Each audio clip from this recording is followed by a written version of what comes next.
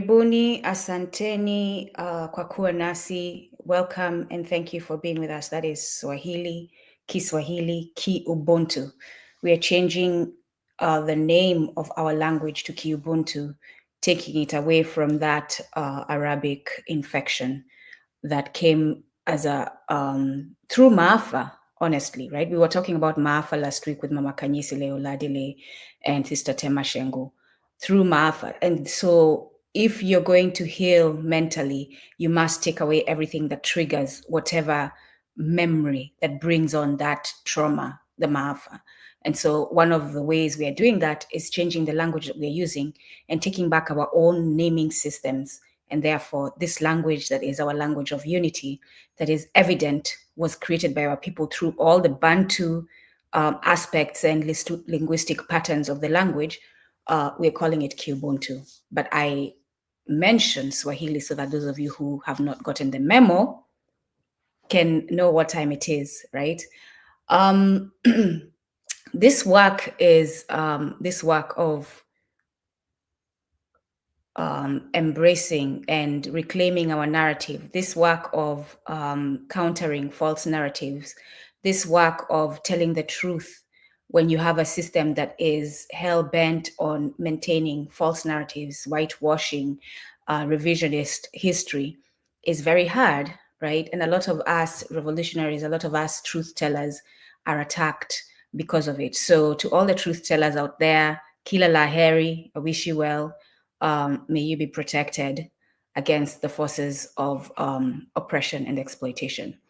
So today we're going to do part 2 of John Perkins, The Secret History. Let me see whether it's blurry. There you go. The Secret History of the American Empire, the truths about economic hitmen, jackals, and how to change the world, right? In Confessions of an Economic Hitman, we had John Perkins on Kumbukeni a while back. In his book, Confessions of an Economic Hitman, he says we are currently in a death culture and we need to get rid of that and bring in a life culture. And I agree with him. And we'll see through our conversation today how that is represented. We are currently in the middle of Women's History Month because the current society that we live in controls what we celebrate, when we celebrate it, but we're going to take it and make the best of it, right? And this is a perfect beginning of our conversation, given that this is Women's History Month. I will be reading excerpts from the book with John Perkins' permission, like I said before, and using them to break down what my analysis is and hopefully what a lot of you see similar to what I see. But if you see something different in the reading, if you disagree with what my stance is and my analysis is, please feel free to put it in the chat.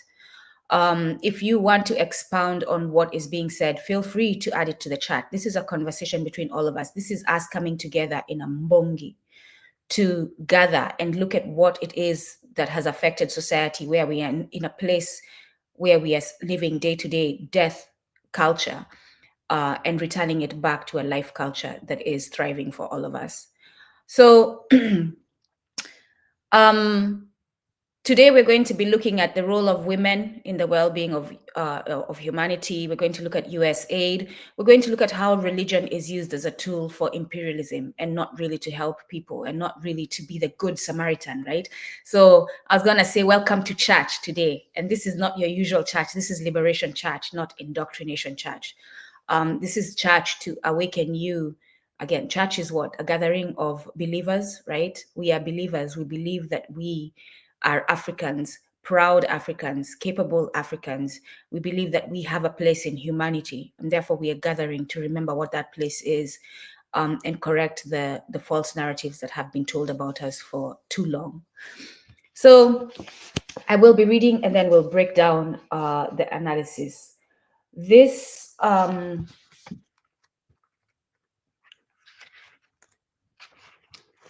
the role of women, he touches on it in chapter, for those of you who have the book, chapter 12, Biological Imperatives. I'm not going to read the whole chapter, just some highlights that I thought needed to be touched on. On page 67, traveling around Tibet, time and again we witnessed Chinese oppression. It had a profound impact, serving as a constant reminder that Tibet was an occupied land, its people enslaved, its natural wealth exploited. We discussed the idea that the United States behaves in similar fashion in countries with resources our corporations covet. Several of the participants had traveled to the Amazon with me. They had witnessed the terrible destruction of cultures and rainforests at the hands of our corporations. They had heard the voices of indigenous people determined to die fighting if necessary to protect their offspring against our encroaching materialism. They had seen US soldiers wandering the streets of Amazonian towns in a fashion similar to that of the Chinese in Tibet. Members of our group often compared the Chinese presence with that of the United States government and our oil, lumber, beef, pharmaceutical, and consumer goods companies throughout the Amazon, Middle East, Africa, and Asia, and in wars of occupation in Afghanistan and Iraq. That is the background he sets up to come to a point where now he's in a conversation with a Tibetan woman and an old man, actually an old lady and an old man. And the old lady says, the problem began, the old lady continued, when men took over. The problem began, and by the way, let me make this clear, because we're a society that is so lineal that we don't understand that two things can be true at the same time. I love men, right? This is not a criticism on men. I want the men to be healthy. I want the men to play their rightful role in society so that they and we women can have a healthy relationship. So this is most definitely not an exclusion, an attack on men. It is a critical analysis of what has infected our society so that we can repair and heal. So she says, the problem began, the old lady continued, when men took over. I asked what she meant. Look at today. Everything is run by men. I once lived in the city and tried Buddhism, but I saw that all the important jobs there, just like the government, were held by men. I have to agree, the old man said. In past times, the women kept us men under control. He grinned. We can get pretty wild hunting and cutting forests, that sort of thing. The women used to say when we had done enough. This talk reminded me of the Shua of the Amazon. They believe that men and women are equal, yet have different roles. Men kill animals for food, cut trees for firewood, and fight other men. Women raise children, grow crops, tend the household fires, and have the very important job of telling men when it is time to stop. The Shua explained that men hunt animals and cut trees even when there's enough meat and wood, unless women rein them in. When members of the Shua visited the United States, they were shocked by the way nature had been destroyed and paved over with highways, cities, and shopping malls. What happened to the women? They asked. Why haven't they stopped the men? Why do your women always want to buy more things? I need you all to sit with these words. It is an indictment on us as humanity because this is not just for kicks that we are indicting ourselves so that we can self-reflect and correct. This is because there's evidence that we are destroying the world that helps sustain our life. So the statements offer profound critique of the imbalance in societal structures, particularly in how power has been disproportionately concentrated in the hands of men. Again, the evidence is there. And it's interesting, as I say this, I'm thinking now how the United States has been persistent on having men lead, and the effects of that persistence are showing evidence in society falling apart. And in many places where women have led, you have seen, and this is not to say that there are not men who can stop their excessive ways of exploitation. This is not to say that. It is just to say that the nature of men in general is just to take, and they don't. And again, that's why they're given the woman to balance them so that they stop the excessive ways, their excessive ways. So the key reflections from this, it suggests that destruction of the environment and the overconsumption of resources are not just consequences of industrialization, because we focus on how we have manufactured and we have released fumes and toxic waste into the environment as the thing that has moved us away from a healthy society. But it's not just that. It also stems from a deeper cultural shift, one where male-dominated systems have sidelined the role of women in regulating and preserving balance. So, and I don't even know how far back. I need to do the research to realize or find out the evidence, how far back it goes, this time when men took over. Because we know even before colonialism in our African societies, this is already happening, where men are taking over.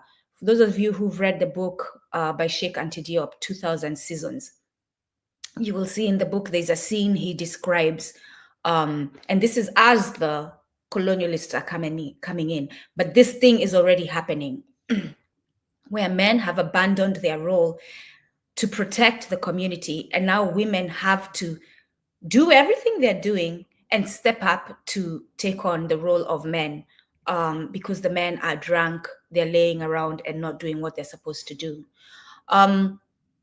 So we must examine the power structure and return women to our active role. We women, we cannot wait for the men to do it for us. We women must return ourselves to our active role in decision making. Clearly, it is shown that we are the nurturers. Clearly, it is shown that we are the life givers. However you can interpret that, whether it's the actual giving birth and raising and making life, or it's the contribution to society to give life, like bring prosperity and not destroy. And we need to return to that, especially regarding our interaction with nature and resources, because the men are exploiting, over-exploiting, and the earth is starting to feel the effects of that. So the shower's observation highlights the consequences of the lack of limits on consumption and expansion, right? I have been saying this recently, and as you can hear in my voice, I have allergies, right? We are surrounded by tarmac. We are surrounded by concrete. I am so tired. The other day, the sun was out and you couldn't even feel it because of the tall buildings. Like, this is what we are doing. And we think this is progress. And we pat ourselves on the back saying that this is progress. But the progress is coming at the expense of our well-being. And we don't see that. And this is what I'm trying to say, and myself, not just myself, our ancestors and many people who've come before me are trying to warn us that not all progress is conducive to the well-being of humanity. Not all progress, not every shiny object, not every technological advancement should be something that we embrace, or is, because not all of it is conducive to the well-being of humanity. So that is something that we need to sit with, especially those of us who are scientists, those of us who are coming up with new technologies, those of us who are working in those fields. I know a lot of our people, a lot of brown people, are used by the imperialist system to do the work, because we have proven that we are intelligent and capable to do the work that ends up harming our communities. The Shua point out that without a balancing force, men will continue to take more than what is needed. Hunting, cutting trees, we see that in the Congo, we see that in the Amazon, over exploitation of resources and waging wars. That one, waging wars even when resources are sufficient. Look at the United States. Apart from their system where they have subjugated the Black community and other brown communities where they don't provide resources from them, the United States has an excess of resources. It's just the distribution of the resources that is lacking. But they have an excess of resources. They have no need to be going out there to conquer. None.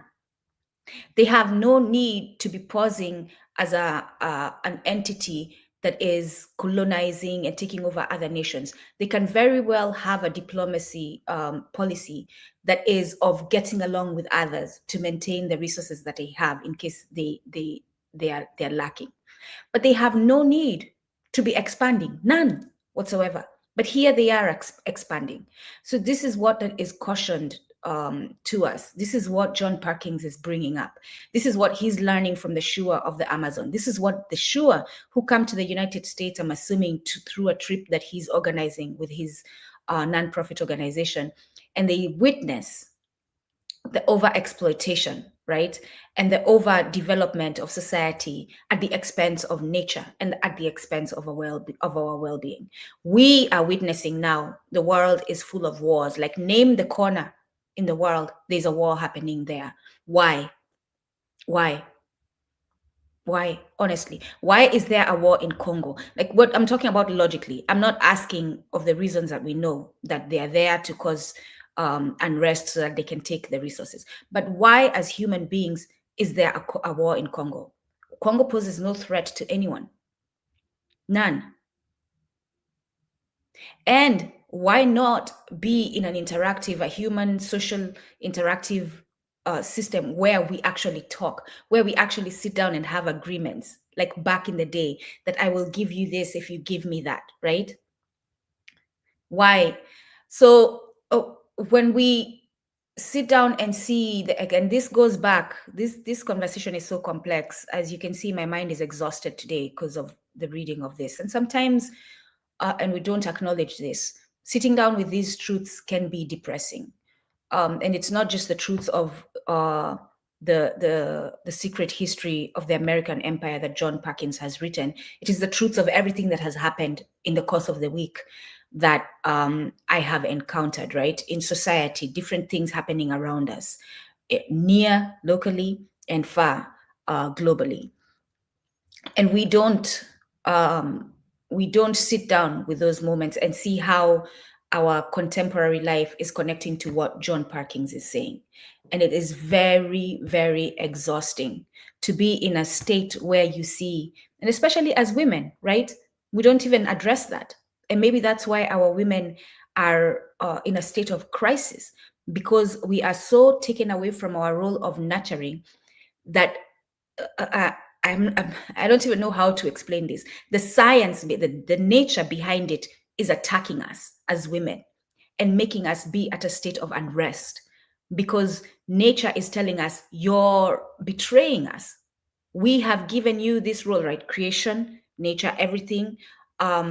We have given you this role of checking this other entity that you're supposed to partner with so that he doesn't take over with his excessive ways. And you have abandoned us. And I believe part of that is because of the feminist movement. And it's unfortunate that I have to bring this up, because the feminist movement was brought to address injustices. But there's a tendency in humanity to address something, but go the extra mile and be excessive about addressing it. In the feminist movement, it got to the point where we wanted to take on the role of the man, right? And when you think about what the Shuas are saying and what the Tibetans are saying, if our role is to check men, we abandon that role because we see it as, and because we have been conditioned in society because of patriotism, to see it as inferior. We abandon that role that is very essential in society and in the well-being of humanity. And now we want to be the man who has tendencies to be excessive. Like, just take one step at a time with me, y'all, and sit with these truths, right? If we abandon the role of a nurturer, if we abandon the role of checker, right? Is it a backstopper? Who is going to do that? And therefore, we are in a state of crisis where we are all one entity who exploits, who over-exploits, because the women mentally have abandoned their role. And this is not all women. And that's probably why we are still alive, because it's not all women who've abandoned it and want to be the man. And nature says, no, you cannot do that. Nature is starting to check us, right? To be a woman whose rights are honored, to be a woman whose humanity is honored, you do not need to be a man. You can be feminine and respected as well. You can be feminine and show strength as well. And to have men honor that strength. Those two things can be true. You do not have to be masculine in order to be, and these are things I'm learning, because I too grew up in a society where we are conditioned, I have to be tough in order to be respected in a masculine way, right? Because there's toughness that comes with femininity. That's the toughness that will tell the men, stop, right? So these are the things that are being brought up by John Perkins as he's remembering these indigenous peoples who are still in their way and have not lost their way as much as we have, those of us in the urban areas and in the developed nations. And you see the shower expressing shock at how women in industrialized societies participate in overconsumption rather than restraining it. I have been watching on Instagram videos, posts of fashion. I'm all about fashion, right? I'm all about you all indulging in fashion week and new designs and all that. But some of this stuff that I'm seeing on the runways is crazy. And like it's gone beyond, again, the tendency for human beings to move from something that's reasonable and normal to excessive, right? And we as women do not need 100 pairs of shoes. We don't need 10. It is okay to have a black pair of shoes, a brown pair of shoes. If you want to be the one who coordinates with a color of shoes, like count the rainbow colors. How many are that? Okay, that's enough shoes for you. There's no need to continue collecting shoes when you have enough. There's no need to continue collecting clothes when you have enough. There's no need to continue collecting, being excessive when you have enough. And this is why I've said before on Kumbukeni, we should not have millionaires in a world that is grounded in Ubuntu. I'm not jealous about people who are rich, because I know y'all will come at me with that. No, this is not about that. Y'all can be rich if you want to. But think about this. You cannot be rich and a millionaire and a billionaire and sit back and complain about the state of our current affairs as humanity. You cannot, because you're part of the problem. Because what this says is when you have enough, you need to now start sharing. You need to start putting into the rest of the community. That's what this is saying. Or you should at least stop accumulating so that others can accumulate, so that others can get some for themselves, right? At least stop. You have people today who have multiple jobs, receiving multiple salaries. Why? When they are jobless people. These are the different ways excessive behavior shows up. Why? When you have people who are jobless, should one person have multiple jobs? So traditional societies had a form of governance where decision-making was balanced, not just by gender, but by wisdom and a deep connection to nature. Those of you who've been lucky enough to grow up with grandmas back at home, and even here in the South, I'm told by my friends who are descendants of enslaved Africans in the United States that even here, there was a time in the South where we had these cultural principles still being held up, right? Decision making was balanced. You never told, like, there was no such thing as upholding, you're a woman, be quiet when men are speaking. Huh? And you, like, we all have accepted that. You're a woman, be quiet when men are speaking. Women should not speak when men are speaking. And we've all accepted that. Say what now? I'm supposed to be checking you. I'm supposed to be checking you because you have tendencies to be excessive. So yes, I will speak. And it's not in a stubborn or prideful way. This is my role in balancing humanity. And so we have embraced these trends. I'm going to call them trends because that really is what it is. Where we have created imbalance. The role of the woman in society, the role of the woman to impart her wisdom to the man and strengthen that relationship, because together they're going to be building life. And in that strength is how they can nurture a good life, a good, responsible life that will continue a life culture. Otherwise, when man and woman are broken, when they've both abandoned their role, or when the woman has abandoned their role and has made the man stand in theirs in an excessive way, in an extreme way, then your offspring is going to be over exploitative, which is what we see. Your offspring is going to be all the human beings, I'm not going to name names, that we see now who are acting in a very trifling way that is not showing care for humanity. So the loss of this balance has resulted in reckless destruction. It is evident. You don't need to take my word for it. Just wake up, open the window, and you will see it. Wake up, turn on the news, and you will see it. Wake up, get online, and you will see it. Destruction everywhere. Destruction everywhere. Trees being cut everywhere. Animals being moved from their territories everywhere. Animals going extinct. That's destruction. around all over us, right? People who had fish in their rivers, no fish anymore because of oil companies, because oil companies cannot stop themselves, and because we have drones and technology that is going around looking for more oil. This is it. Like, we haven't had enough. We need more. We need more. We need more. Let's create the technology that is going to find out where there's more oil so that we can dig more. As we witness, we are destroying fish, our livelihood. We're destroying the source of food.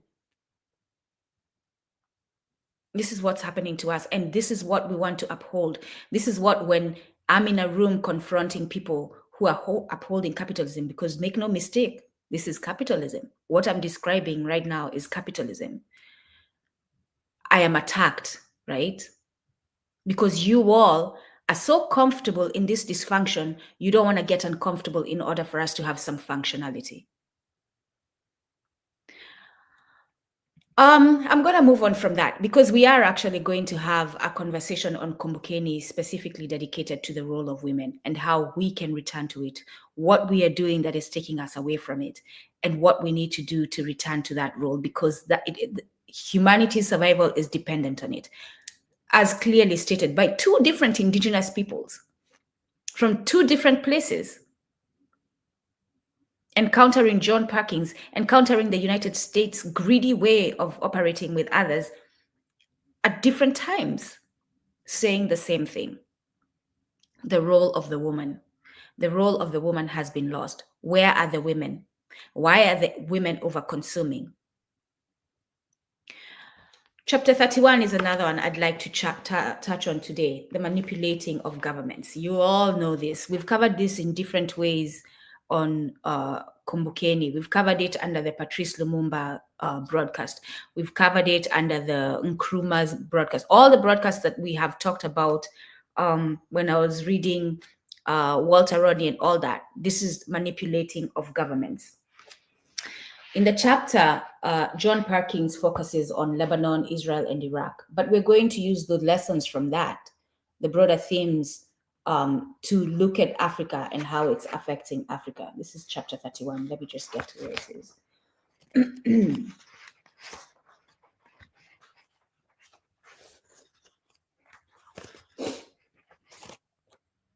And like I said, I'm just taking excerpts from what I think we need to sit with. I don't want to say the important, because you all can decide for yourselves once you read the book what points are important and which ones are not. I don't think there's anything that is mentioned here that is not important, but the things that we can highlight in the short time that we have, because here we are now, we are already 28 minutes in, and our broadcast is usually an hour and a half. So this is chapter 31 again. In this chapter, again, he's focusing on Lebanon, Israel, and Iraq, but the broader themes resonate with global patterns of conquest, resource extraction, and the deliberate engineering of conflicts for geopolitical gain. For those of you who've been following Kumbukeni, this is not news to you. It isn't. But let's see whether we're going to learn new ways that this is happening that we have been blind to, that we can address, that we can do something about. So he says, and I'm going to try and connect, and in my notes I say religion used as a cover. Europe has coveted Lebanon since the time of the Crusaders. Attempts to colonize it continued through the centuries. Claiming a mandate to protect Christian communities, French troops invaded in the late 1700s. So we're not just talking about the United States, right? We're not just talking about the United States. We're talking about the whole Western, all the Western nations that have played a part in the dysfunction that we have today. Even small nations like Portugal, right? He continues to say on page 175, the only country ever mandated, and yes, we're going to have this conversation because it is necessary. The only country ever mandated by the UN and a place that Jews called their promised land, Israel was offered as a sanctuary after the horrors of Hitler. The Arabs, like Americans and Europeans, were told that the atrocities committed against the Jews necessitated the creation of such a state. The suffering of the Jewish people, the traumas of their lives under fascism, were indisputable. No one is disputing that. And this is the thing about the people who attack us for being anti-Semitic. We're not the crazies who are disputing that. We get that. That happened. Horrible thing. That's not what we're disputing. There could be no question that the world owed them something better. And actually, no, not the world. No, not the world. Germany owed them something better. But in order for this to happen, millions of Palestinians were told they had to give up their homes. Turned overnight into refugees, they flooded into Lebanon and every other Middle Eastern country. So sit with that. You're coming to my home and telling me that some person, let's say I'm in Nairobi, you're coming to my home in Nairobi, and you're telling me that some person in Kisumu, for those of you who are familiar with the geography of Kenya, some person in Kisumu, their house has been burned, and they have an enemy there who's attacking them. Oh, wait, you have taken away the enemy. But now this person needs a new home. So Nduko, you need to get out of your home so that this person stays in your home. And now you're not giving Nduko a solution as to where to go. This is literally what is happening. And sometimes we need analogies like this so that we can see the ridiculousness of what we're talking about. The Palestinian influx confirmed that the 1932 census was irrelevant. Lebanon had created, it's in the book, Lebanon had created a system where they had a census to show that apparently Arabs were more, and therefore it justified the Arab community being the rulers of Lebanon, being in government. But they are now through the Palestinian influx, because Palestinians are being kicked out of their homes, so they're going into Lebanon. The Lebanese, so the disruption is not just being caused in Palestine. For those of us who think that some situation in some part of the world is those people's business, not our business.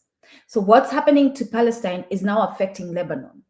And Lebanon already has its issues. They're already fighting. Christians and Arab and Muslims are already fighting, right? And it is being said that only the Muslims can be in governance because they are the majority. This census is put together in 1932 to give evidence, right? It's not evidence. Now it is being seen that through the influx of Palestinian people, because they are Muslim and Arabs, that there could be no doubt that Muslims now outnumbered Christians in Lebanon. The Palestinian influx confirmed that, no, actually, it's the other way around. There could be no doubt that Muslims now outnumbered Christians in Lebanon. The realization that the national covenant was being used as a political weapon was further proof for Muslims that there was a second, more sinister person. So they're trying to have the Christians rule Lebanon. It's the other way around. My apologies. More sinister purpose behind the creation of Israel, that it was a servant of empire, an armed outpost for the victors of World War II, designed to control Middle Eastern oil. Lebanon, they suspected, was being groomed to support Israel and its allies. The Christian leadership established by the National Covenant was part of a sinister plot. So these are people, Western entities, the United States, the UK, I think Germany is involved as well. Actually, I know Germany is involved as well, who, while people are minding their own business in Palestine, are deciding that they're going to put Jews on that land, and that this is now going to be called Israel, and that this is going to be the home of Jews. And guess what? Palestinians move away. And the question has always been, there's so much land, and I was very keen not to do this when I was saying there's so much land where these Western people are, not to mention the United States, because the United States is stolen land. So I didn't mention that. They could have brought them to the United States. No, they couldn't have. It's already a colonial state. You need to get out of it, right? Because you took it from others. But they could have settled them somewhere in the UK. They could have settled them somewhere in France. All that land in Europe, right? Somewhere in Germany, because Germany was responsible for doing this to them. Why go to another land? This is how you see the sinister nature of the movements. The only reason that justifies going to a faraway land that you have to travel miles away is that there's something there that you're coveting. There's something there that you want other than a place for Jews to be and to be in safety. There's something else there that you want. And apparently this thing is oil. He continues to say in page 176, during the late 1950s and early 1960s, the popular Iraqi president Abdul Karim Qasim grew increasingly defiant toward the United States and the United Kingdom. He demanded that foreign oil companies share the profits they reaped from Iraqi oil with his people and threatened to nationalize them if they did not comply. We're on my land. You have your companies on my land. You came in under a pretense of partnership. Now your companies are on my land. They're getting oil. You're extracting oil and making profits from it and producing other resources from it. And you're not giving part of that profit to my land, to my people. You're not contributing to the well-being of my people. And when I check you, you have a problem with that. When I come to you and say, hey, I need your companies to start paying into our land, to start contributing some of the money that they're making from our land, from our resources, to our people, you have a problem with that. When EHM efforts failed, he demanded that foreign oil companies share the profits they reaped from Iraq oil with his people and threatened to nationalize them if they did not comply, which any good leader should do. When EHM efforts failed to bring Qasim around, the CIA, the Jackals, hired an assassination team that included a young man who had not yet completed his schooling, Saddam Hussein.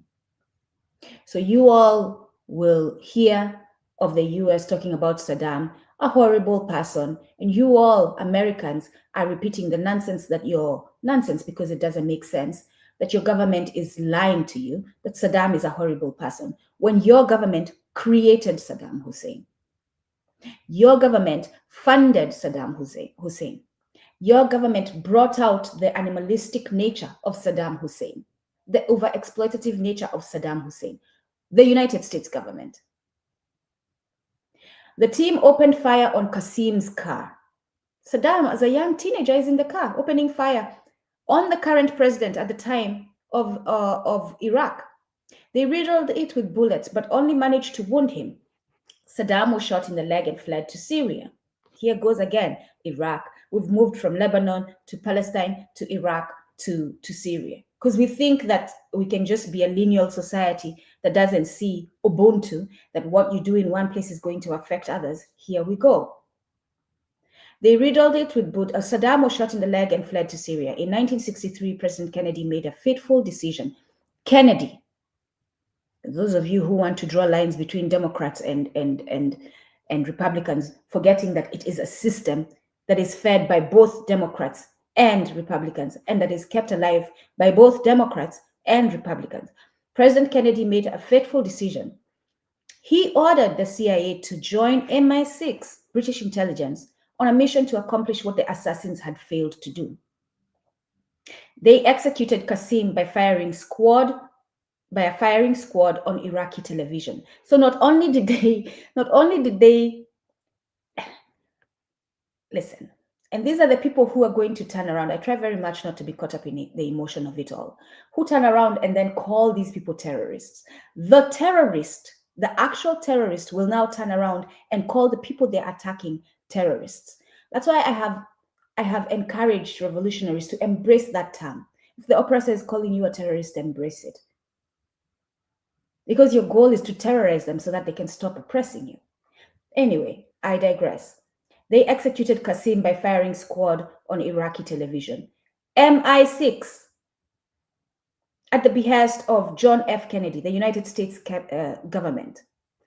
After that, an estimated 5,000 people were rounded up, accused of communism, and executed. Iraqis.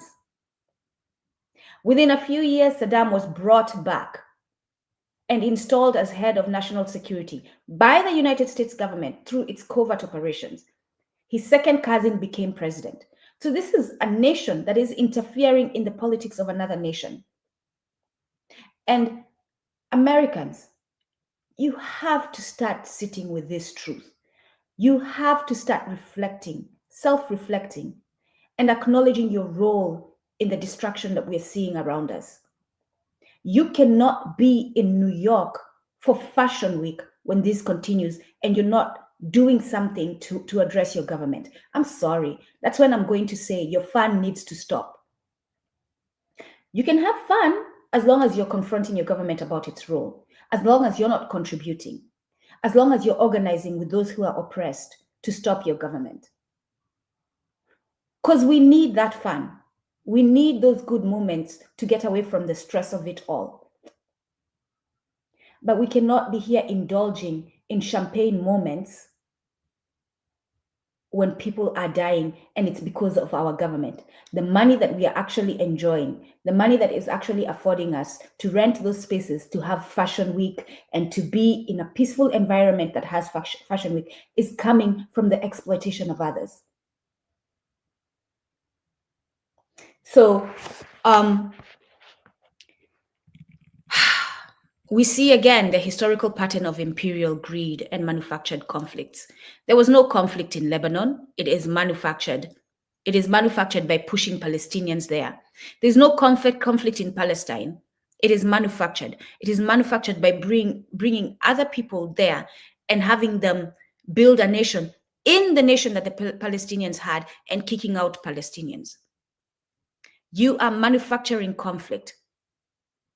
The Christians have no issues with the Muslims until you start pushing an agenda where Christians are the only people who can lead a nation that has Muslims as well, where the Muslims need representation. And 100% must have someone in government to advocate for their needs.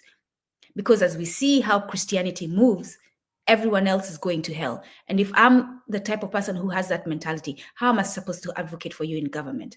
How am I supposed to advocate for your well-being, for you to get resources, for your roads to be tarmacked, for your schools to be funded? If I see you as inferior, if I see you as other, how am I going to advocate for that? So you do need Muslim representatives in a nation that has both Christian and Muslim people. So that whole situation is creating conflict on that land that had no conflict. So John Perkins mentions this part where he says he wanted to question, because I think he's speaking to a USAID person who's talking about these Arabs, and he wants to bring up Christianity and point out that the Crusaders also did this. You cannot attack Islam because I'm talking about John Perkins, right? I'm focusing on the book because Christianity did this as well in the name of religion. Because this person is talking about how Islam, they go cutting heads. Imagine these people. They're such savages. No. Your people, Christians, have been savages ages before anyone else started being a savage. You have taught the world how to be savages. So stop the nonsense.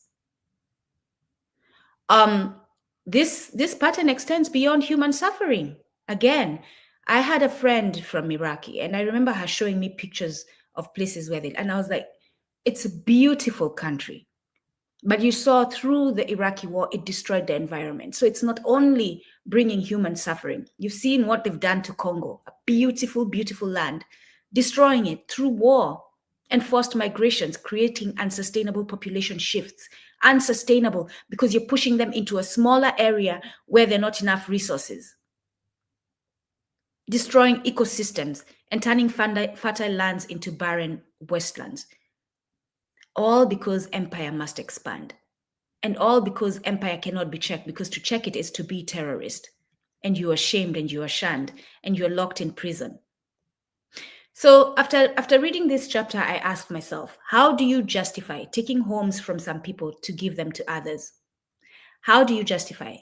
And I think that the only way you can do this is to uphold this mentality where some lives are deemed more valuable than others. Right? That's the only way you can do that. So now you're saying that the lives of Jews, and rightfully so, they are valuable, but you're saying they are more valuable than the Palestinian lives in doing that. That's what you're saying. And you can call me anti-Semitic all day, but that is literally what you're saying. So who stands up for the Palestinians? Who coins a phrase that is going to hold people accountable when they bring Maafa on the Palestinians. Let's bring it back home, right? You're saying that the white South Africans, because I'm seeing all this nonsense with Tucker Carlson and every foolish white man talking about that there's racism in South Africa from the black people. Nonsense again. You're saying that South Africans, the Dutch, not South Africans, the white invaders, the Dutch, who have come to South Africa, have a right to that land more than the black people who were there before them. That's what you say. So you're saying their lives are more valuable. And when the black people say, excuse me, I want my land back, literally, that's all they're saying right now. They haven't started attacking white people. No. They haven't gone to the land and forcefully taken the white people off. No. They are requesting that policies be put in place so that they can get their land back. That is what they're doing, requesting. And you white men are all up in frazzled because, racism against us. You, the bully of centuries, is now worried about racism being carried out against you. It's nonsense. And you cannot say that the lives of white people are more important than the lives of black people in that case. You cannot say that the lives of Jews are more important than the lives of Palestinians. And I know there's a lot of Jews who agree with me. I know that because we've seen it. I'm not assuming it. We've seen it. So we've seen this again, the Native Americans, the US, I'm trying to be kind with my words.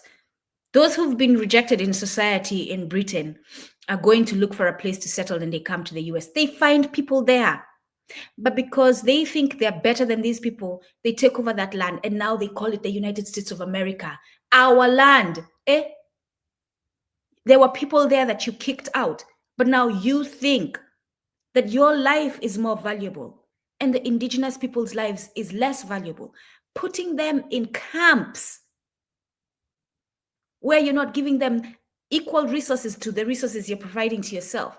Like they have restriction on movement. Because sometimes we forget and we are out here talking about, they gave them, they don't pay taxes and all that. Seriously? Not paying taxes as opposed to losing your land or keeping your land? So we've seen this pattern, and it shouldn't surprise us that the United States is a part of destabilizing and taking people off their land in another land, because that is how they're formed. That is their foundation. We see it with the Maasai people in Kenya. And guess what?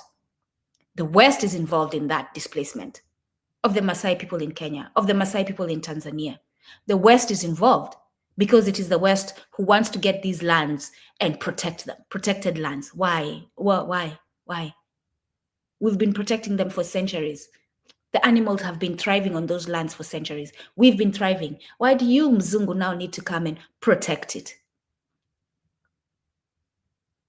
So the role of empire in economic and political control, this is what we are seeing. The conclusion, a call for Ubuntu. We've said this several times. And make no mistake, Ubuntu is not just about kumbaya. Ubuntu is not just about kindness. Ubuntu is also about protecting your land. So in case of the Palestinians whose land is being invaded, they've not been included in that decision too. That's what makes it worse. You're taking over someone's land and you haven't even included them. You didn't bring them in the conversation of, hey, there are people who've been displaced. Can we bring them to your land? They were not even included in that conversation. And now when they rise up in arms to defend themselves, which is what exactly the United States would do, we've seen them doing it after September 11th, going to other lands to fight people who attacked them, which is what the UK would do, which is what France would do if they were invaded. They would attack the invader. And now when Palestinians are doing that to defend their land, to defend their homes, to defend the place that is nurturing them and giving them life, we call them terrorists.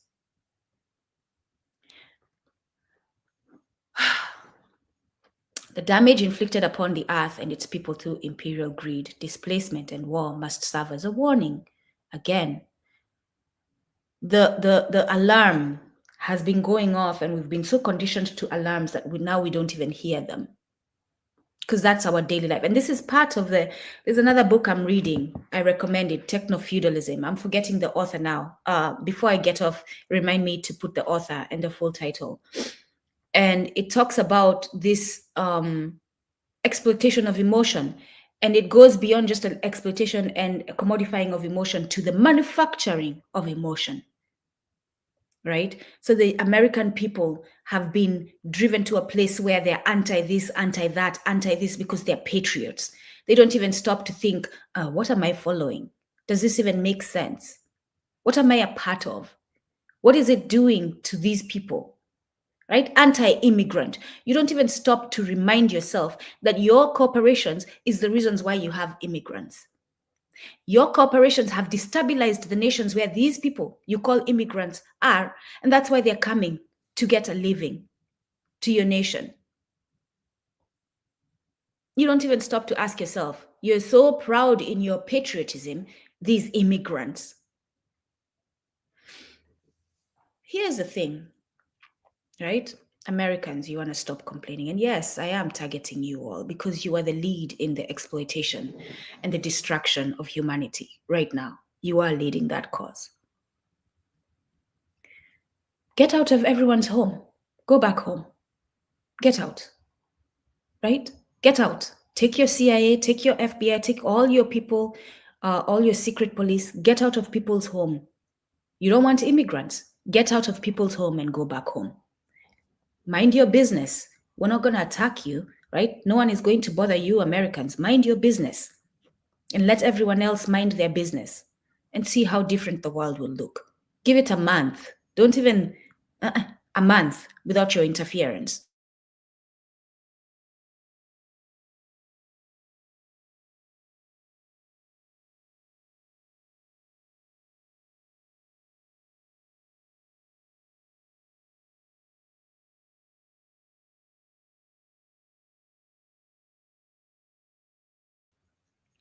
Sorry about that. My connection is giving me trouble. I hope you can all hear me. Give me thumbs up if you can hear me. And please just let me know where I was.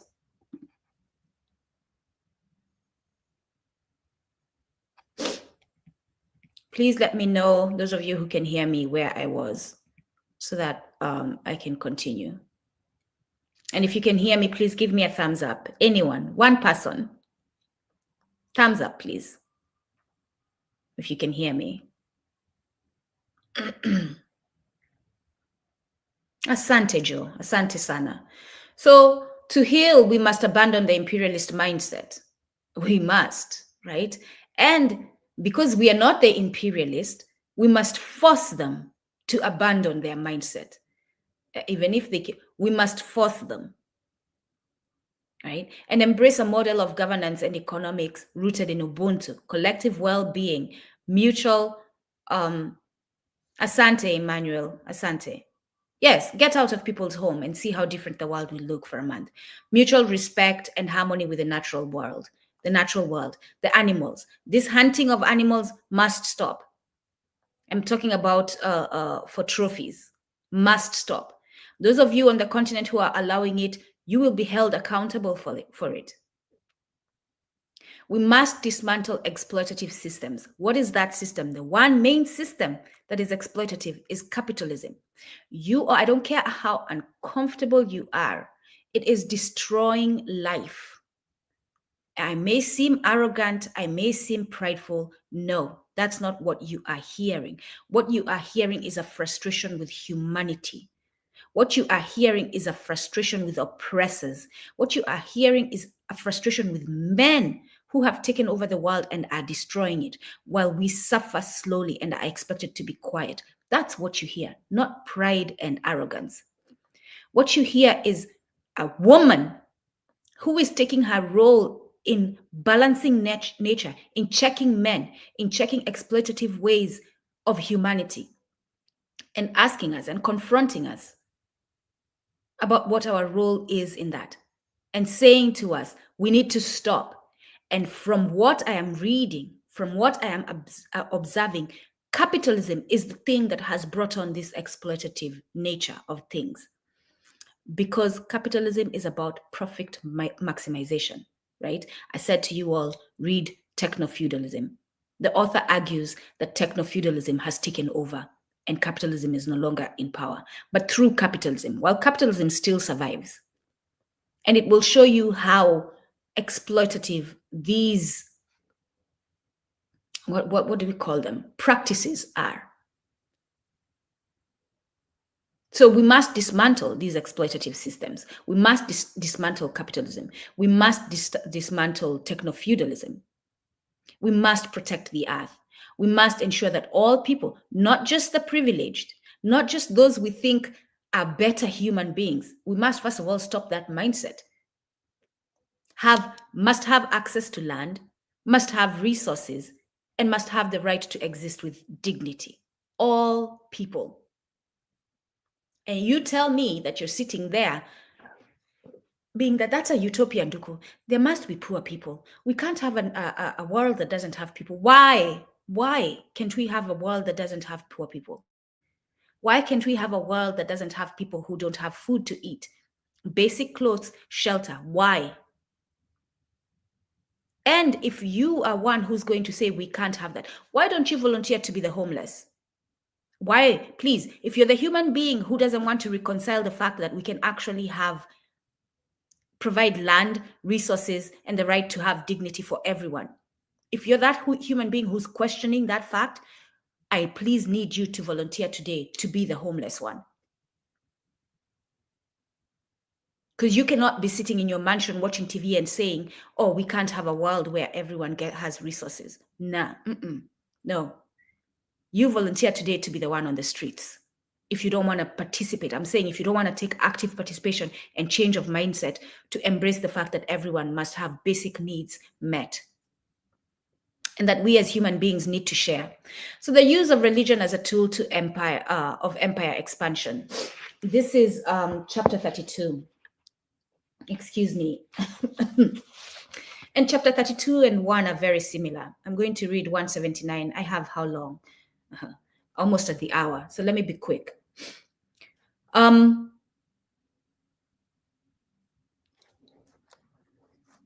right, 179. A little over a year ago, the Lebanese government and the PLO signed something called the Cairo Agreement. It grants residency, labor rights, and autonomy to Palestinians. Since then, the Lebanese government's been trying to clean things up. He sighed. I believe this is the Smiley. The character or the person is Smiley. He's a USAID representative, USAID, for those Africans who are lamenting about USAID. Since then, the Lebanese government's been trying to clean things up, he sighed, the USAID representative. But typical of Arab Muslims, this is the USAID man talking. Typical of Arab Muslims, these Palestinians just can't accept a good thing because, oh, the white man is here to civilize us. Why are you complaining? The PLO stepped up its attacks and is striking deals with the Lebanese communists, really pissing off the government here, the Lebanese government, because this USAID person had been so long. He was born, his parents were in USAID, he had been born in Lebanon and was raised there. So here is Lebanon. The government in Lebanon, as well as the United States, as well as yours truly, us guys from the good old US of A, pissing them off. There's going to be retaliation, he says, no question about it. These Arabs are about to pay the price for their insanity. On page 180, John Perkins says, I was tempted to mention the role of the Catholic Church, that the Catholic Church has played in fomenting wars, to compare the Arab Saladin's compassion for captured crusaders with the slaughter of Muslim prisoners by European knights.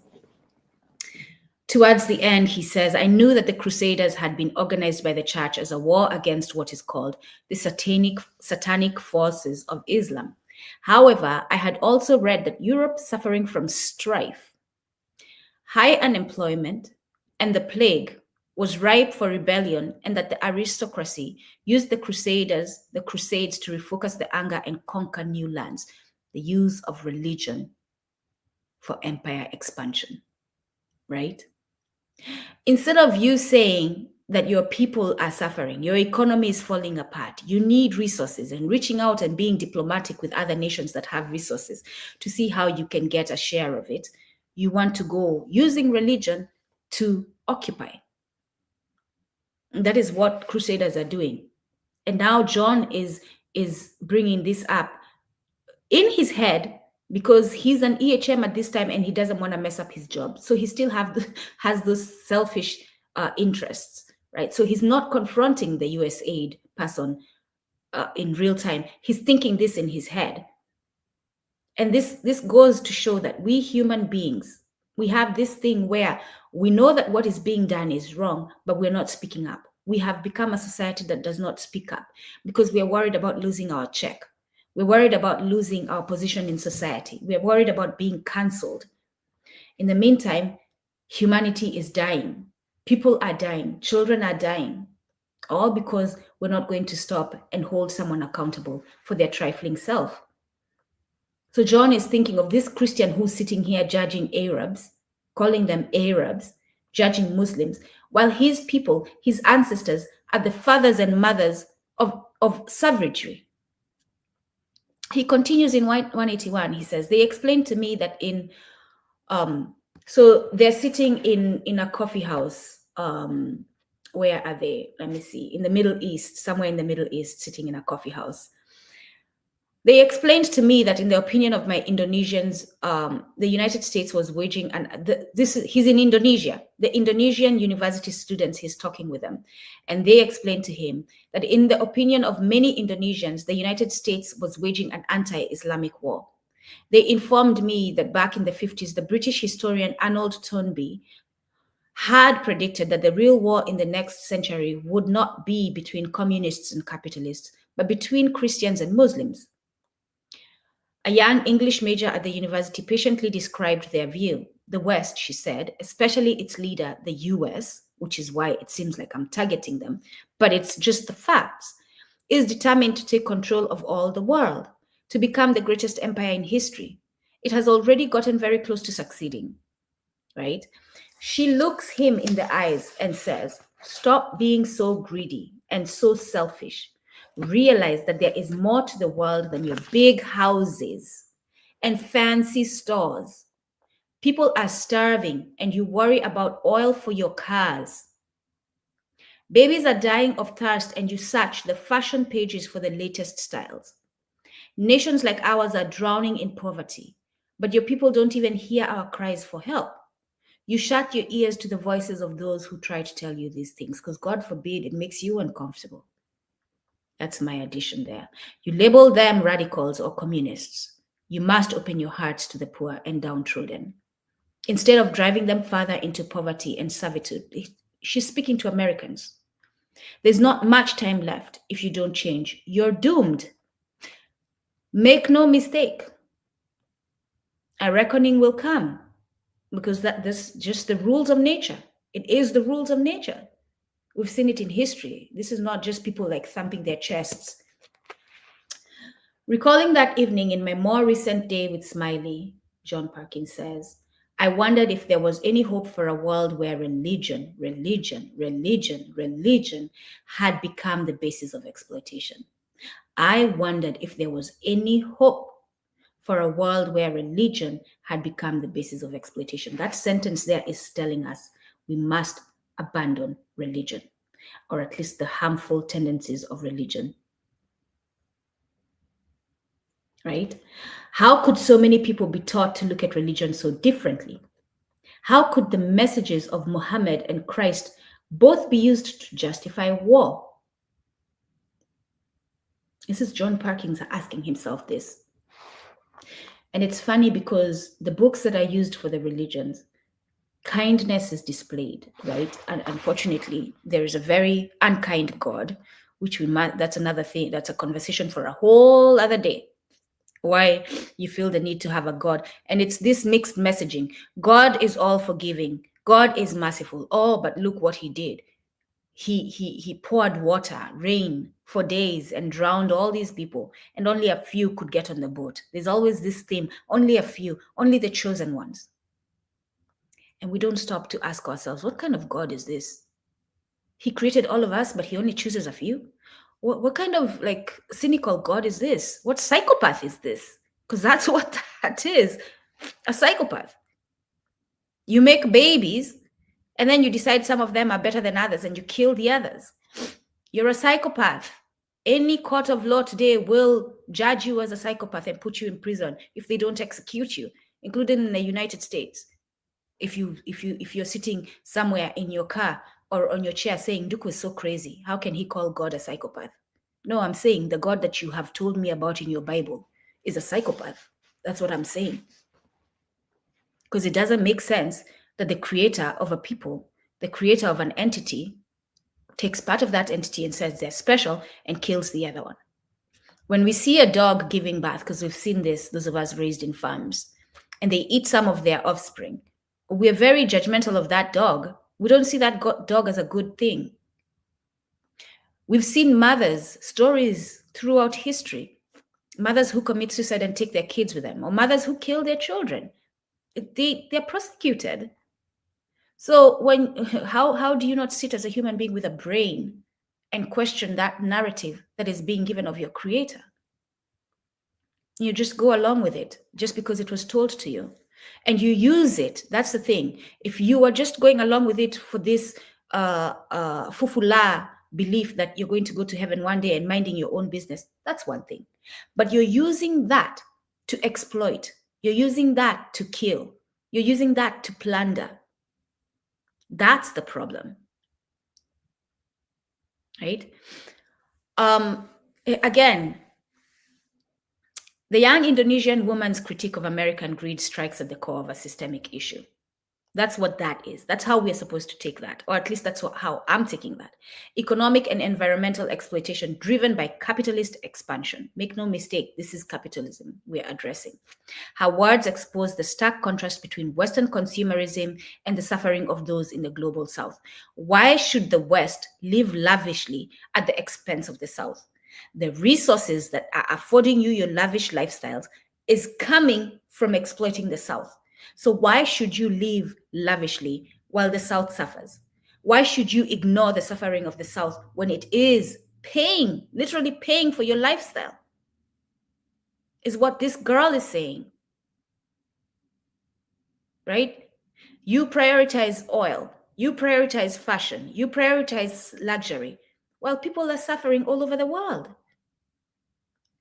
And I have become of that prioritization of materialistic things. I'm holding myself accountable now. I'm starting step by step, slowly by slowly, getting rid of these tendencies to accumulate. Every now and then, recently, I look at a shoe, I'm like, oh, I need to get a shoe. I'm like, nope, you don't need to. Because you have this one. So this chapter reveals how governments and elites use religion to manipulate people. We've talked about that, into supporting unjust wars and oppressive policies. Again, those of you who are supporting what is happening at the Gaza region, this is what is happening. You're being manipulated to justify war. Why? Why? It's not because of Jews having a safe place to be. No, because the bombs are coming on Jewish people too. So that's not the priority. Because guess what? If that was the priority for Jews to be safe, Israel would stop bombing Palestine so that Palestine can stop bombing Israel and they would live peaceful ever after. If that was truly the goal. A ceasefire would mean that no one is firing on each other. Jewish people are not dying, Palestinian people are not dying, and they can live happily ever after. If that was truly the goal. But it's not, and it's evident in their actions.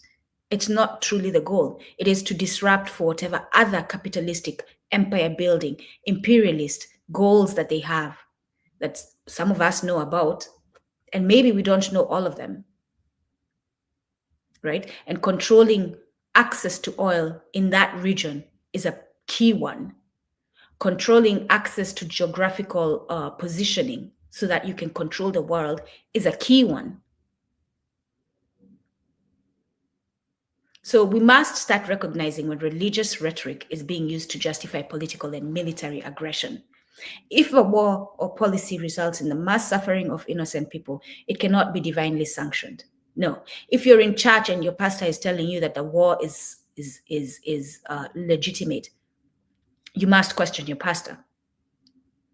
You must take that verse in the Bible that says, do not kill, and confront your pastor. Educate communities on the real causes. These are things that we can do. Educate communities on the real causes of conflicts, such as economic interests, colonial legacies, and geopolitical strategies, instead of accepting religious justifications at face values. We must end religious superiority complex. There we go. For you to think that you're better than a Muslim because you're Christian, for you to think that you're better than a Christian because you're Muslim, for you to think that you're better than Muslims because you're Jewish, we must stop that. For you to think that you're better than the Uyghurs because you're Buddhist, I'm naming all the people who I can remember right now who've used religion to attack another people, to other another people. Religious supremacy, right? We've been comfortable with white supremacy. We know what that is. We have not confronted religious supremacy. The belief that one's faith is inherently superior and justifies dominance over others. It has fueled genocides, slavery, and colonization. Slavery. The only relationship, and this is ironic, this is the biggest irony in the existence of humanity. The only relationship in actuality, in real, like I can see the evidence that Black people have had with Jesus Christ is that of him justifying their enslavement. But when you look at Black people, they're all about Jesus Christ. Jesus Christ has been used to enslave you. But now, no one can talk bad about Jesus Christ. No one can talk bad about, Christianity, the followers of Jesus Christ. This is what I'm bringing up. So Christianity has been used to enslave you. Jesus Christ has been used to enslave you. But catch a Black person on a Sunday and say something bad about Christ. I know y'all are looking at me sideways right now because I'm saying something bad about Christ, the same Christianity that has been used to justify your enslavement, your colonization, your genocide. Because there's nowhere in all the religions that I know that Black people are the chosen one. Nowhere in the narratives that I know of that Black people are the chosen one. So ask yourself, this God that has created Black people is now turning around and saying we are not the chosen ones? How? And then we go along with that. And we don't stop and ask what is wrong with ourselves for believing that narrative that is hell-bent on our destruction, on our subjugation, on our othering. That's what we're going every Sunday to church. That's what we're spending more than just Sunday in church, upholding. So again, welcome to church today. This is not the indoctrination church. This is the liberation church. Welcome. Get comfortable. This will be uncomfortable. Confronting truth that has caused destruction I don't know why anyone expects it to be a comfortable situation. When you call your child when they've done something wrong, do they come to you all excited? Oh, mommy is calling me. They're going to talk to me about something bad I did. No, they're very uncomfortable because no one wants to be criticized. No one wants to be told that the life they've been living is a lie. No one wants to be told that they must abandon their way of living and embrace another because this is not upholding life. It's not upholding the well-being of humanity. Let's talk quickly about USAID because I see we're running out of time. This is chapter 33 where he talks about USAID. The USAID representative, and John Perkins calls him a colonizer posing as an altruist. This is what they are, USAID, in a nutshell, full stop. Like if I had no time and this was the last sentence, I would say USAID are colonizers posing as altruists. Altruists, people who do good. This is what USAID are doing. They come to you as people who do good, but their mission is truly to expand empire, to colonize your lands. That's what USAID is. And this is why you have Africans who are saying Trump is good for Africa, because by default, Trump is doing things that are helping us get some breathing rooms, that are helping us bring our head from the waters where we are drowning and catch some air and get some clarity so that we can figure out how we're going to move to liberate ourselves. So the USAID, the USAID uses development as a weapon. The USAID's role in these events that are mentioned in the book, and I'm going to read, I was going to give you the pages where this is mentioned. Page 183, actually I'm not going to read 183, but you can go ahead and read if you have it. Page 184, 185, 186, 187, part of 187 and 188. So let me quickly read that. In what the USAID man described as a reckless gamble, Nasser, Egyptian president, was it prime minister, declared his independence from the Western powers. He negotiated deals to buy Soviet weapons. Of course, we and the Brits withdrew our offers to build a dam at Aswan. It infuriated Nasser, so he nationalized the Suez Canal. Israel responded in 1956 by invading the Sinai Peninsula. You can bet we had something to do with that, but not officially. England and France both claimed the canal as essential to their security. They bombed Egyptian positions and sent their armies. The canal was shut down. The USAID man frowned. We simply couldn't tolerate that. The world clamored for US goods and Middle Eastern oil. Like, he's literally saying the reason we disrupted this land is because we needed our goods and oil to move. The long haul around Africa was way too costly. God forbid we have to go all around Africa to get to our customer. It's too costly. This is why they cause unrest on the land. A bunch of corporate executives visited the White House. Ike heard them, President Eisenhower. The general took command. He grinned at Hall. A ceasefire was proclaimed in November 1956, and a UN peacekeeping force arrived to patrol the borders between Egypt and Israel. He paused to take a sip of water, and I supposed allow the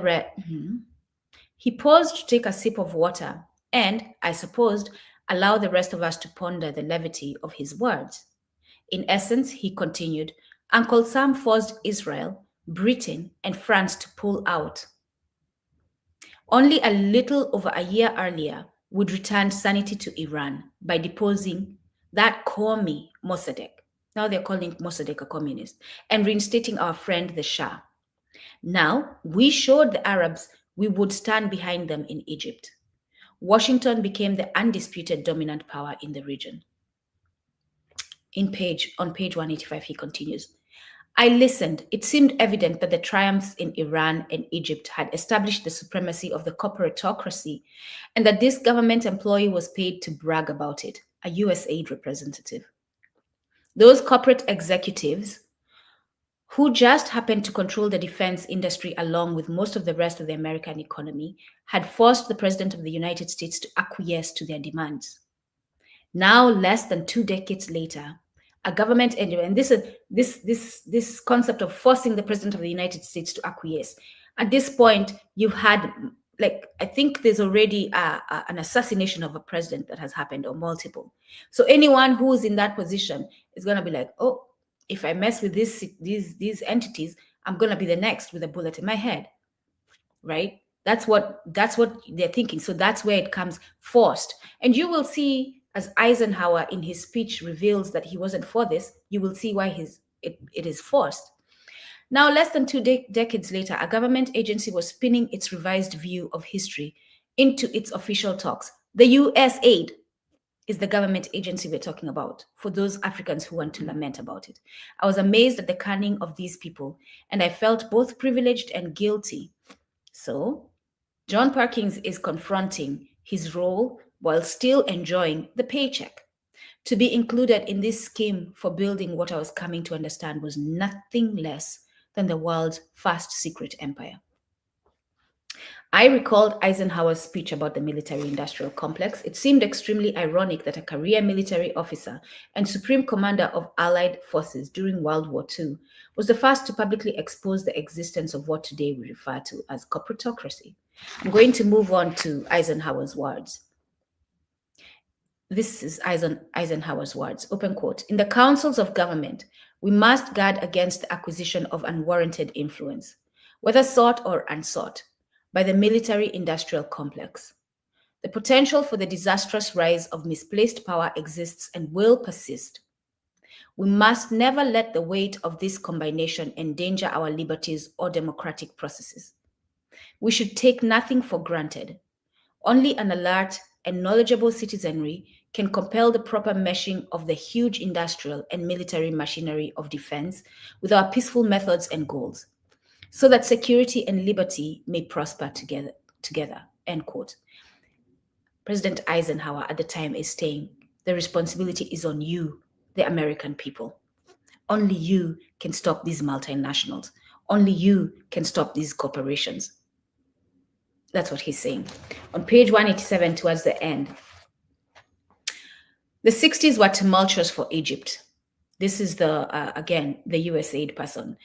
NASA, I think is how you say the name. If I'm saying it wrong, please forgive me. NASSER instituted economic reforms, Marxism, including a mandate that the government own at least 51% of all Egyptian businesses. What a disaster. All it did was manage to piss us off more. Who gives? The UN peacekeeping force remained until 1967. Sporadic fighting occurred between Egyptian and Israeli forces until 1970. And the canal continues to be closed to shipping to this day, at the time of that the USAID man is speaking. Nasser died less than 4 years ago in 1970. So this is 1974 that he's talking, 1973. Vice President Anwar Sadat took over. We worked diligently to bring Sadat around to our side. The United States worked diligently to bring Sadat around to their side. Believe me, I was there. At first, he resisted. He made a big deal out of concluding a treaty with the Soviets that Nasser began. He seemed to enjoy thumping his nose at us. But we ignored the insults and hung in there. This is the United States USAID representative. It worked. Sadat did an about face. He expelled the Soviets in 72. He sighed, the aid side, USAID representative side. Then he blew it again. He sent troops across the Suez Canal and attacked Israeli positions in the Sinai. Simultaneously, Syria invaded Israel along the Golan Heights. Israel drove back their attackers, and you know the rest, the Yom Kippur War. It ended in a ceasefire on October 24th, 1973. Now Sadat's feverishly courting us again, trying to make amends, negotiating disengagement accords with Israel, actively encouraging foreign investment, and requesting US and World Bank aid. The window of opportunity has opened. Again, empire destabilizes another nation. Towards the end, the USAID man is saying, the pyramids of Egypt symbolize the role that country must play if we are to win the hearts and minds of the Arabs. Egypt will form the base, large and firm. Then we will pile them up, one country after the next, occupying each one of them. This is what he's talking about. They will take over Israel as the foundation. Egypt. And then they will take over all the other Middle East countries after that. We move on to chapter 34, where now they're talking about the advantage of the geographical location of Egypt in relation to Africa. He's pointed out its advantage in relation to Egypt, to the Middle East. Now he's talking about its advantage in relation to Africa and the occupying of Africa. We're talking about a people so that we can sit with the truth of all of this, because sometimes we read books and we get lost in the words. Let's break it down in practical, easy to understand way. We're talking about a people who were in the nation, the United Kingdom. They were oppressed, they were subjugated. They decide to run away to find a safe place, a safe land. They go to a land where they find people Instead, because there was plenty of room for them to live with these people, because at first there's peace, and live harmoniously with these people, right? Instead of doing that, they occupy, they kill these people, and they take over their land. And now we have the United States, a colonial entity, because it was someone else's land that they took forcefully. And they build this throughout years, through the exploitation of other nations. They build it through taking resources from other nations. They build this through profitization of wars, and them providing the weapons for those wars. They build this nation to this powerful, economically powerful nation that we know today as the United States. But that's not where they stop. They decide that there's oil, and by the way, the United States has its own oil, which I believe can sustain, maybe not now because the US people, Americans, are so excessive with their driving. Like to tell someone, let's walk over here, and they're like, oh, no, let's drive. I'm like, we can walk. Anywho, so they decide we're going to go to the Middle East. We want that oil. We want those lands. And that's what they do. And then they decide, we want more.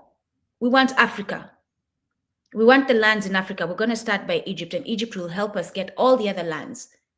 We want access to that. We want control to that. This is what we're talking about. And forget everyone else, as long as our nation stands strong, as long as our people's needs are met, as long as the few, by the way, not the majority American people, the few 1% or 2% or whoever they are, needs are met. As long as, oh my God, I almost named names. Let me not name names. As long as billionaire A's account keeps growing, billionaire A can own this and that and that and that and control this and that policy.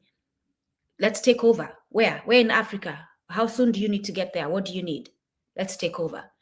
This is who the United States is. And the American people by default. But make no mistake, you're a part of this exploitation, American people. We are, all of us. Through the taxes we pay, through our silence, through our fear, we have become a part of this destructive system. So,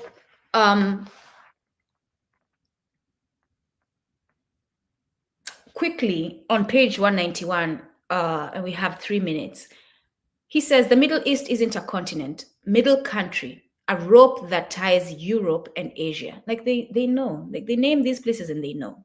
They know. For those of you who say, oh, I want to talk to them so that they can see our perspective, they don't know. They know. They know what they're doing. And contrary to public opinion, Egypt ties both of them to Africa. Now, let me ask you a really tough one. Does Egypt have a river? John Perkins is talking about a conversation he's having with a boss in Maine, the company that he used to work for, that was a cover for US expansion. John Perkins says, the Nile, the boss says, right, and what can you tell me from that map? They're looking at a map of the world with Africa centered. What can you tell me about that map, about the Nile River? John Perkins says, it runs through Sudan. The guy interrupts, which until 1956 was part of Egypt. It was granted independence by the British. Of all things, by the Brits and the Egyptians. However, many Egyptians are still pissed off about that. They consider that huge piece of real estate theirs. Where else does the Nile go? The boss asks John Perkins. John Perkins says, well, if you include both branches of the Nile, Lake Tanganyika, and now we are in East Africa, and those other smaller lakes, it covers a good share of the continent. The boss says, aha, welcome to the land of Dr. Livingstone, I presume. One more question. If you get this one right, you can come back here and sit down again. What direction does the Nile flow? John Perkins says, north. The boss says, bravo. So what you're saying is that a great deal of the African continent drains into the Nile, and the Nile flows into Egypt, right? Good. Then can we surmise that the fertile floodplain where the pharaohs built their pyramids contains the silt, the topsoil, the heart and soul, if you will, of a great portion of Africa? that Cairo is built on African soil, not just because it sits on the African continent, but because it sits on soil that originates in the lands south of it. Right you are. Come rest yourself here again. He continues to say, Egypt, it's a bridge from both a geographical and a social perspective, also economically and ethically. He continues to stare, and John Perkins realizes that he had missed something as well, as far as the vantage point of Egypt. He says, oh yeah, and of course, religion too. Very good, the boss says. He stood up, clasped his hands behind his back, and wandered over to the map again. Egypt, Sudan, Ethiopia, Somalia, Kenya. These are all ancient lands, interconnected through the threads of history, not to be taken lightly. The Greek historian Herodotus sang their praises in the 5th century BC. Legend has it that the Ethiopian monarchy, today's Emperor Haile Selassie, this is 1970s that this is going on, was founded by the son of Israel's King Solomon and the Queen of Sheba. The entire region is an amazing place, not to be taken lightly. He shook his head solemnly. No, sir, not to be taken lightly at all. He stared at the map for another long moment. Then he came back to me. You know, there's one hell of a lot of oil in that region too. Here comes oil again. He sat. I'm certain of it. I've spent a lifetime studying geology, and I can tell you that during your life, Africa will become a battleground over oil. Here we are. It is a battleground over oil. He sat down. So go ahead and mind the words of Mr. USAID. Go off to Egypt and use it as a staging ground for subjugating the Middle East. And also recognize what few people are talking about today. It's the staging ground for Africa too. And if you ever intend to have children and want them to live prosperous lives, you damn well better make sure that we control the African continent. We need the Middle East, yes, but we must have Africa too. So for those of you in Africa, I'm going to close here. I think those words are self-explanatory. Who think that when the United States says you're a good partner, who thinks that when the United States gives you 2065 or 2063 project, they are looking out for your interests? That is straight from a representative of that government. These words are straight from USAID representatives. These are people who are being paid and sent out to represent that government and its interests and its intentions. And those words are its intentions to take over Africa. So please wake up, my people. Please wake up. That's the goal of this. Please wake up. Stop being over-exploitative. Stop condoning over-exploitative practices in the name of technology and progress. Stop it. In the name of capitalism, in the name of I too deserve to have a nice house. I too deserve to drive a nice car. Stop it, right? Stop being a part of the destruction of other nations. Stop being a part of religion that justifies the othering of other people. And you all know that on Sunday, you are there talking about, oh, this person is not going to church, this person is not reading the Bible, they're going to hell. What hell? You're the sergeant of hell now that you're sending people there? Like, can we stop these behaviors? And the main one that I'm taking from today, because this is Women's History Month. Women, let us get back to our role as nurturers. Let us stop trying to be men. Let us stop trying to be men. Let us stop taking over the man's role. Let's stop it. Because we are needed in humanity. We are needed for the survival of humanity to play our feminine role, which includes checking men and stopping them from their excessive ways, which includes nurturing life, both human and the life around us. That is our role. Mama Kanyisile has spoken several times on Kumbukeni about our role in growing food, our role in caring for the land and nurturing it so that it can give us food. So I hope this broadcast was helpful. I hope you took lessons that are going to inspire you to take action to grow, to take action to change our world. And I hope especially my fellow brothers and sisters who are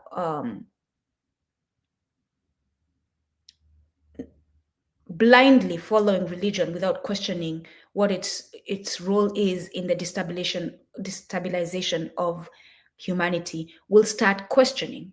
And that's a duty. Like, you owe it to humanity to start questioning the lies that you're told, especially when you know. And there's a video that's been going around. I will share it on Kumbukeni Spaces for those of you who follow us.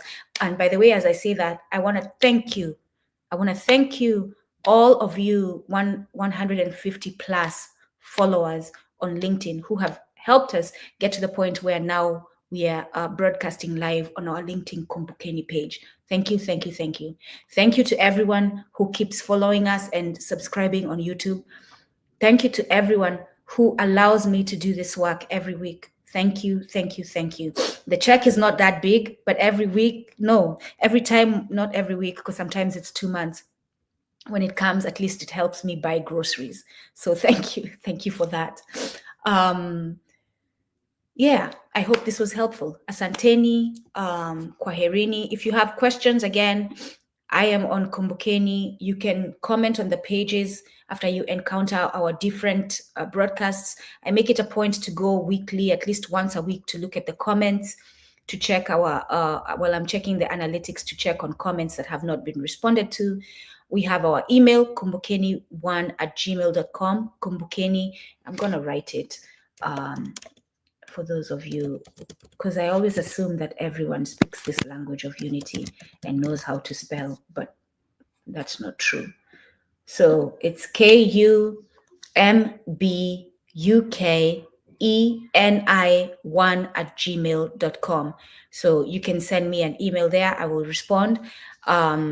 I am busy usually, so if I respond after a week, it's not a personal dig on you. I will always respond, even if it takes a couple of weeks. Okay. Asanteni, siku njema, kwaherini. Be safe, my people.